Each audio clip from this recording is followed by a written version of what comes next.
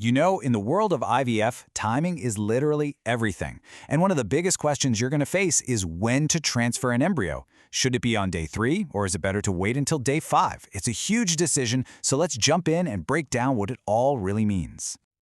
Yeah, this is way more than just picking a date on the calendar. It's a massive strategic decision that can feel pretty overwhelming. So in this explainer, we're going to look at what's happening on these super important days to really get a handle on the pros and cons of each path.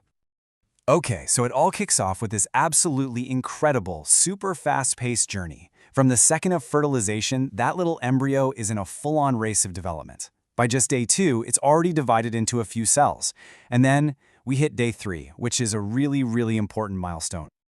All right, so day 3. Think of this as the first major checkpoint, where your clinical team gets to take a really good look and see how everything's going, and it's also the very first moment where a huge decision has to be made. Do we transfer now, or do we wait and see? So what are we even looking at on day 3? Well, it's called a cleavage stage embryo. At this point, an embryologist is basically grading its quality based on a few key things. They're looking for a sweet spot of about 6 to 8 cells, making sure they're nice and symmetrical, and checking for minimal fragmentation, which is just a fancy word for tiny bits that might have broken off during division. So you might be thinking, why would anyone choose day 3? Well, it can actually be a super smart strategic move. For example, if you only have a few embryos to work with, waiting until day 5 can be a bit of a gamble. The idea here is that the uterus is the absolute best incubator there is, so the goal is to get that embryo back into its natural home as soon as possible. It's all about playing the odds that are best for your unique situation.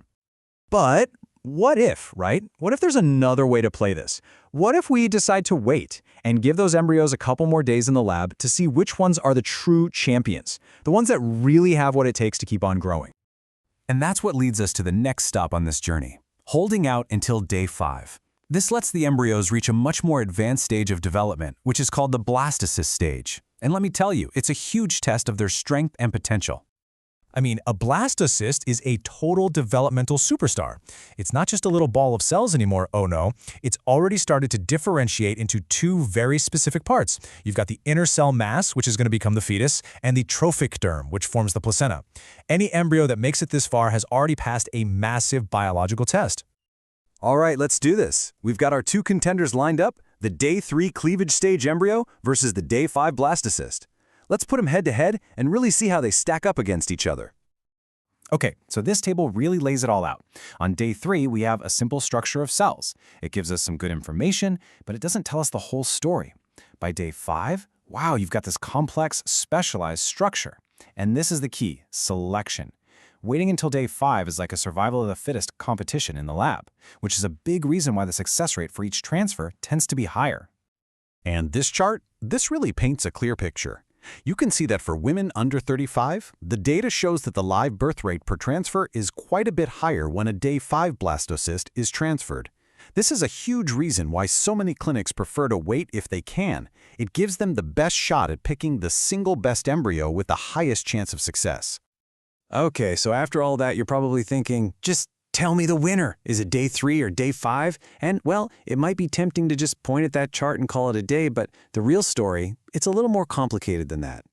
Because at the end of the day, it's not really about picking a specific day. The real goal, the only goal that matters, is to make the choice that leads to a healthy pregnancy. It's all about finding that one special embryo. So if you absolutely had to pin me down and name a winner, I wouldn't say day 3 or day 5. The real winner is the process of natural selection itself. Waiting until day 5 just gives the embryology team a front row seat to watch that process play out. It's an amazing tool for spotting the embryos that have the stamina to go the distance. And that brings us to what's probably the most important part of this whole conversation. The real winning strategy isn't a one-size-fits-all rule. It's all about creating a plan that is perfectly, 100% tailored to you. So how does this all come together? Well, it's a real team effort. First, your team takes a close look at your embryos, how many there are, and what the quality is like. Then they look at you, your age, your medical history, all that stuff. They check out your uterine environment. And then, and this is the key part, you all make that call together. It's about your body, your embryos, and your journey. So let's circle back to that big question one last time. In the whole day 3 versus day 5 debate, Is there one single, simple, right answer? And the answer, and maybe you've guessed it, is a big, resounding no. The best choice isn't about what works for everyone else. It's about what gives you the absolute best chance of having a healthy baby. This is not a competition. It's a partnership between you and your doctor to figure out the perfect strategy for you. Just a quick note, please remember that all of this is for educational purposes only and is definitely not medical advice. You should always talk to your doctor. For more information about the complete IVF process, you can check out the portal at ivfforme.com.